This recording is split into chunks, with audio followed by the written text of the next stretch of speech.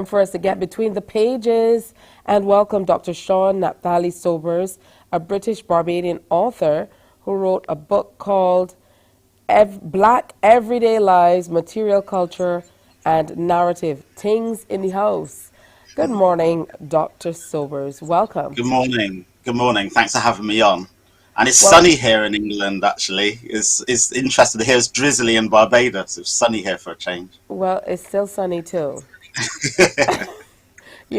Growing up with Bajan parents and your background is interesting because you've spent a lot of time and you have a lot of connections here in Barbados. So you know that we have to upstage everything you say. I won't compete. I won't compete.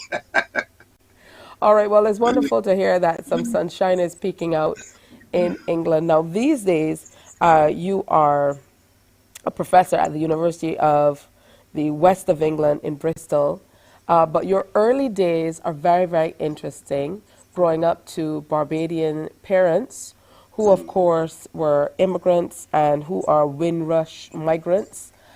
So talk to me about those early days and how it influenced you to the point where you have now written this book through interviews with them and a few other migrants as well.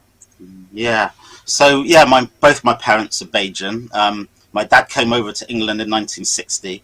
My mum came over in 1962. I was born 1972. And growing up, you know, we grew up in the city of Bath in England, which is a predominantly white city.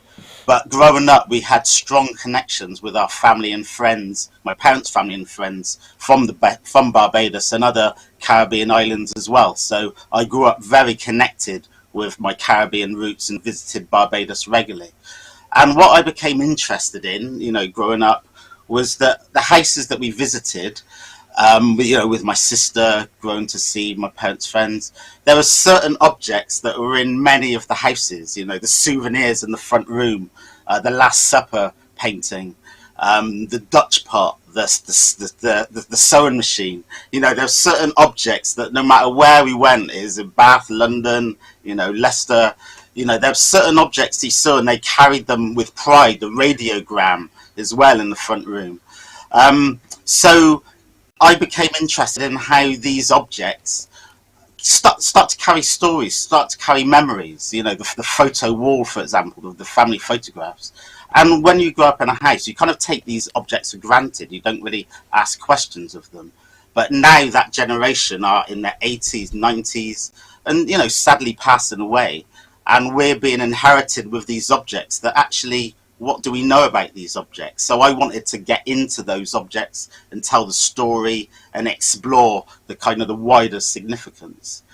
So the book basically goes room by room in a generic house. So it starts off in the hallway, then it goes to the living room, the front room, the kitchen, and each of those rooms, each chapter is a different object, and it dives into each of those objects and tells a bigger story, really.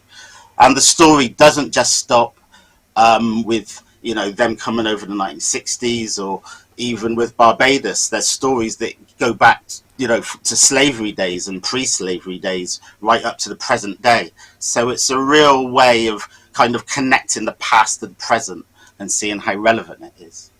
How did your life in a household, because we know that migrants, not only from Barbados, but the Caribbean, as they move around, like you said, they kind of bring things from home. Absolutely. And they live in almost these little insulated communities of their own. So they go and they meet other Caribbean people. And even though you grew up in Bath, if there were any Caribbean people at all, I'm sure you knew them. And I'm sure Absolutely. you guys all got together. So how did all of that influence your upbringing in Bath in the UK?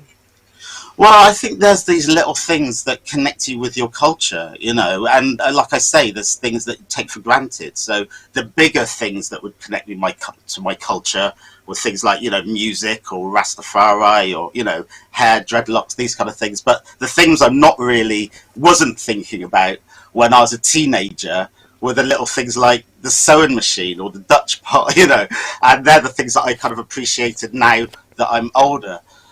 So just to give an example, thinking about the sewing machine, I was definitely always interested or definitely noticed There was a sewing machine in lots of houses.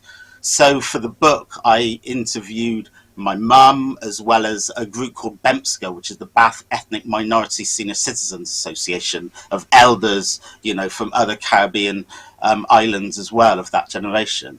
And as soon as I started talking about that, their eyes just lit up, and they started to talk about memories of the being child in the Caribbean islands. My mum talked about in Barbados there was a saying that you buy the flour and you wear the bag.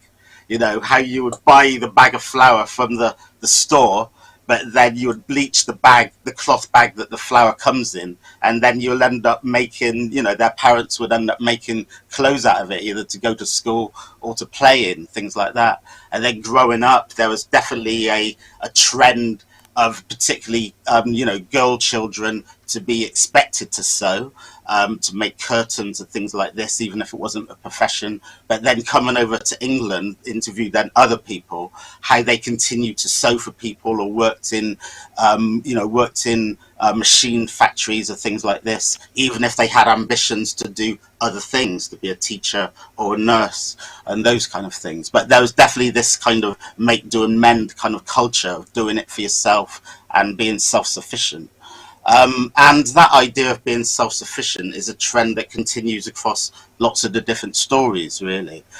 There was also a funny story in the sewing machine chapter. Mr. Joseph, he talked about how, you would get a suit made by a tailor, but then you to pay for it, he might be paying it off bit by bit. You won't always pay it all off at once. But if you saw the tailor while you're wearing your suit, you had to hide from him because he'd shame you up, because you hadn't actually paid for the suit yet, But then there's also serious elements to stories like that and chapters like that. How, that at one point, it would have been more affordable to get your clothes made by a tailor, but actually then the influx of cheaper goods coming in from, different countries offshore actually started to put tailors and things like that, more financially challenged in a way. So what was very, very sustainable home businesses started to become challenged by the big stores, the big shops that had cheaper goods kind of coming in to the West Indies. So all of the chapters, it's kind of a melding of personal stories of other people, and kind of wider social, I guess, geopolitics and things like that. So yeah, each chapter has a very different flavour. But like you say, there's these objects that we have around us, like the photography is a key one. Going to lots of homes, and it's not just exclusive to people from the Caribbean, but that was the focus of family photographs.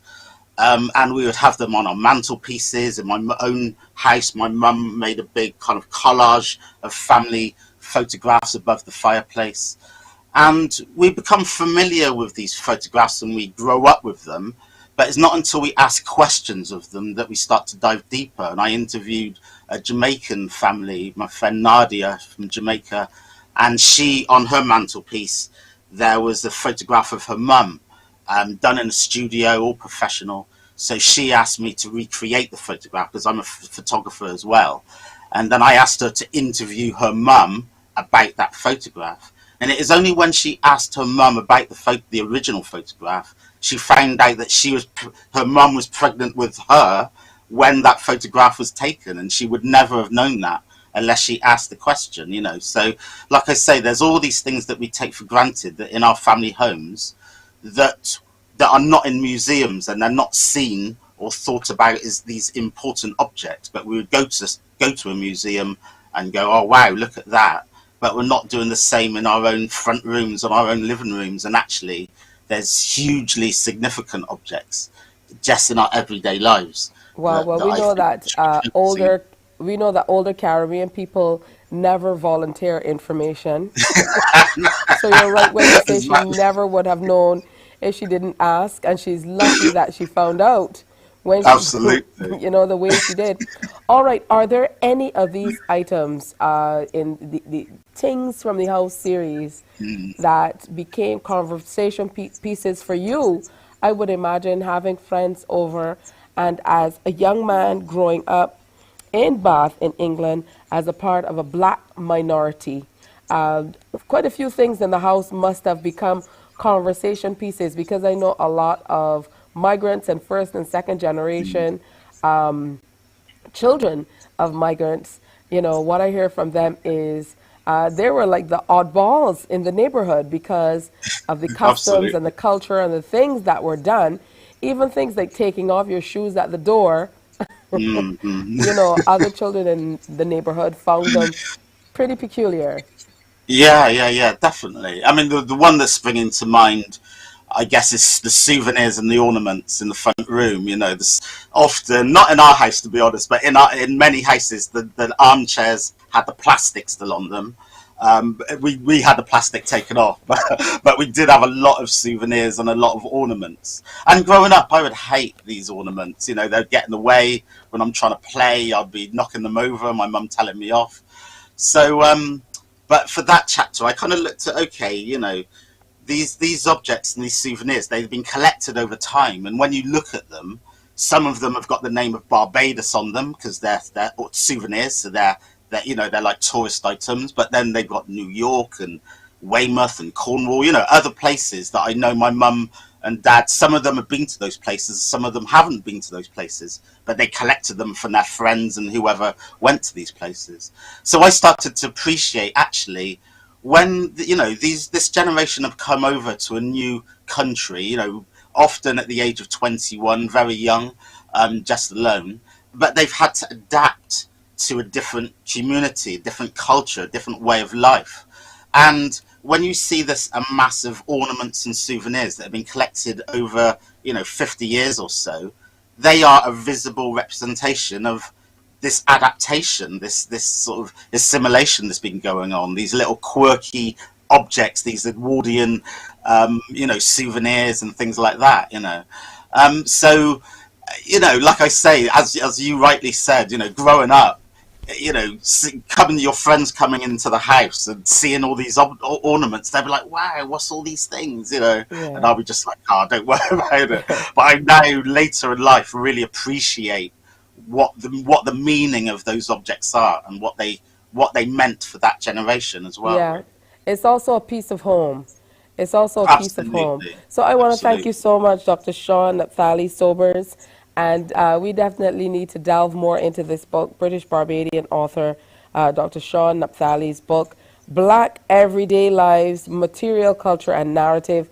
And I love Tings in the House. You know, pretty interesting. I'm looking forward to reading the book. Where can we get it? So it's on Amazon. Like I think it's easier to buy online. So if you Google the title, it's a long title. Even if you just Google my name and Tings in the House, if you remember that, then it's on Amazon, Routledge, and you know, it's on many bookshops online. So that'd be the safer place to buy it, really. All right. Well, So thank you thank you so very much. much. And Sean, for the record, I'm not impressed with your accent. You didn't say things right. I'll say nothing. I'll say nothing. All right. Have a good one, and do come on back. Thank you very much. Thank you. Bye bye. All right. Time for another break. Make sure you pick up that book. I'm sure you're thoroughly intrigued, as I am. I want to hear about the other things in the house that are found within that book. We'll be back. Stay with us.